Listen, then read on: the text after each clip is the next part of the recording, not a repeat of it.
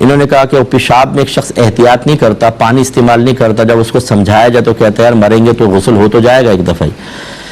دیکھیں پہلی بات تو کہ یہ جملہ کہتے ہی یہ دائرہ اسلام سے باہر ہونے کا حکم دیا جائے گا، کیونکہ اس نے نبی کریم صلی اللہ علیہ وسلم کی حدیثوں کا مذاق اڑایا ہے، قرآن کی آیات کا مذاق اڑایا۔ اللہ تبارک و تعالیٰ فرماتا ہے وَمَا آتَاكُمُ الرَّسُولُ فَخُذُوهُ وَمَا نَهَاكُمْ عَنْهُ فَانْتَهُوا، یہ رسول جس چیز کا حکم دے تم اس حکم کو پورا کرو، اور جس چیز سے منع کریں اس سے باز آ جاؤ۔ اب نبی کریم نے پیشاب کے بارے میں کیا فرمایا؟ وَاسْتَنزِهُ مِنَ الْبَوْلِ فَإِنَّ عَامَّةَ عَذَابِ الْقَبْرِ مِنْهُ، سرکار نے فرمایا پیشاب کی چھینٹوں سے بچو، کیونکہ اکثر عذاب قبر اسی وجہ سے آتا ہے۔ اب یہ مذاق اڑا رہا ہے، یہ مذاق میں تو اس نے کہا ارے ایک ہی ساتھ غسل کر لیں گے، غسل ہوگا تو صاف ہو تو جائے گا، اس کا مطلب ہے کہ اللہ کے نبی کا اللہ تعالیٰ فرماتا ہے حکم مانو، جس کام سے منع کریں اس کی کوئی اہمیت نہیں، اور نبی فرمائے پیشاب کی چھینٹوں سے بچو اور آپ کہیں کہ آخر میں کر لیں گے، تو یہ بہت بڑی بدتمیزی اور بد تہذیبی ہے۔ اور میں بڑی معذرت کے ساتھ یہ گزارش کرتا ہوں، بار بار کرتا ہوں، ناراض مجھ سے مت ہوا کریں، اس میں سب سے بڑا قصور ماں باپ کا ہوتا ہے، جو بچوں کو کھڑا کر کے پیشاب کرواتے ہیں باتھ روم میں، اسے کھڑا کر دیں گے بیٹا کر لو، اسے دھار ماری سیدھی، نہ پانی ڈالا نہ کچھ، چڈی چڑھائی اور نکال کے لے گئی مائیں۔ بھائی اس کو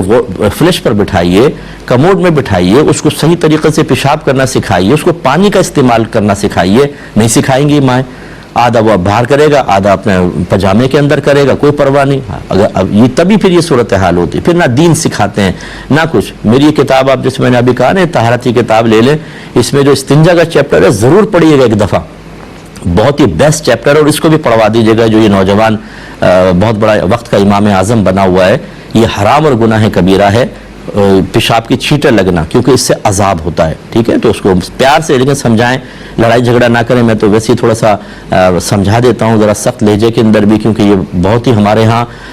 بہت ہی برا نظام چل رہا ہے، گھروں کے اندر ماحول نہیں، اسکول کالج یونیورسٹی میں بچیاں پڑھ رہے ہیں، ان کو مسائل معلوم نہیں، کیونکہ ہمارے سلیبس ماشاءاللہ اتنے ہائی 7ویں آسمان کے سلیبس ہیں ہمارے، کہ جو بچوں کی ضرورت کا ہے پوری تعلیم حاصل کرنے کے باوجود بڑی بڑی ڈگریاں لینے والوں کو یہ تک مسائل معلوم نہیں ہوتے، پیشاب کے، غسل کے، وضو کے، کپڑے پاک کرنے کے، کچھ مسئلہ پتہ نہیں، کیونکہ یہ غیر اہم ہے ہمارے نزدیک۔ وہ سارے غیر اہم